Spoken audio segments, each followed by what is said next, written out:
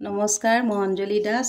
আজি মই সম্পূৰ্ণ নিজাকে এটা ৰেচিপি ৰান্ধিবলৈ লৈছোঁ। ভেন্দি এনেদৰে মোৰ ষ্টাইলত বনাবলৈ লৈছোঁ। চাওকচোন, ভেন্দিখিনি পিঁয়াজখিনি ডাঙৰ ডাঙৰকৈ শেষত দিব লাগিব। কেনেদৰে বনাম শেষলৈকে ভিডিঅ'টো চাই থাকিব। পিঁয়াজখিনি ভজা হোৱাতে এতিয়া মই কুটি ৰখা ভেন্দি, আলু, বিলাহী এনেদৰে দি দিছোঁ। আৰু এই ভাজিখনত মেগী মছলা ব্যৱহাৰ কৰা হয়। অকণমান মেগী মছলা দিলে খাবলৈ বেছি ভাল লগা হয়। চাই থাকিব শেষলৈকে ভিডিঅ'টো। আন্দাজমতে নিমখ দিলোঁ, হালধি আন্দাজমতে দিলোঁ। এতিয়া ইয়াতে মই মেগী মছলাটো এনেদৰে দি দিছোঁ। মেগী মছলা দিলে খাবলৈ ভাল লাগে। এনেদৰে আপোনালোকে ৰান্ধি বনাই খাবচোন।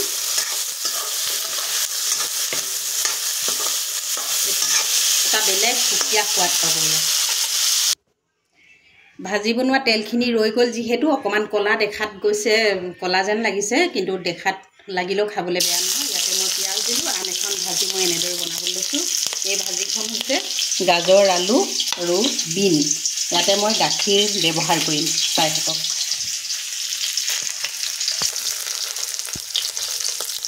আন্দাজমতে হালধি দিলোঁ, আন্দাজমতে নিমখ দিলোঁ।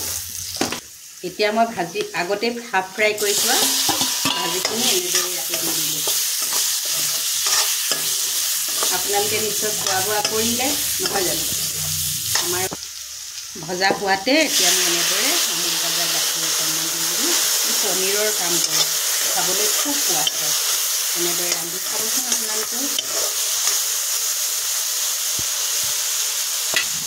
আচলতে গাখীৰ মজুত নাছিলে, কম আছিলে, আৰু অকণমান দিব লাগিছিলে, কিন্তু মোৰ যিহেতু নাই সেইবাবে অকণমান দিলোঁ। আপোনালোকে ইয়াতকৈ অকণমান বেছিকৈ দিব পাৰে।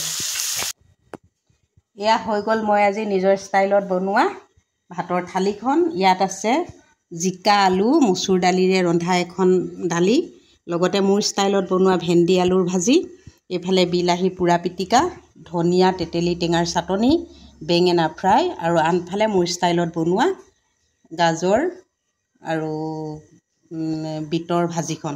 আজিৰ এনেদৰে মই প্ৰস্তুত কৰিলোঁ। আৰু খোৱাৰ মানুহজনক মাতিছোঁ টেবুললৈ।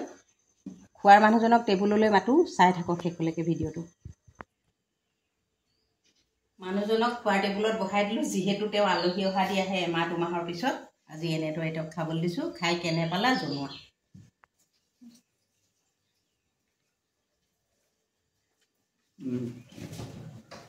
বিলাহী চাটনিটো ভাল হৈছে।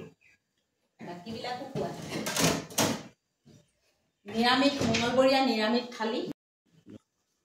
মঙলবাৰৰ নিৰামিষ খানা থালিখন ভাল হৈছে খাবলৈ।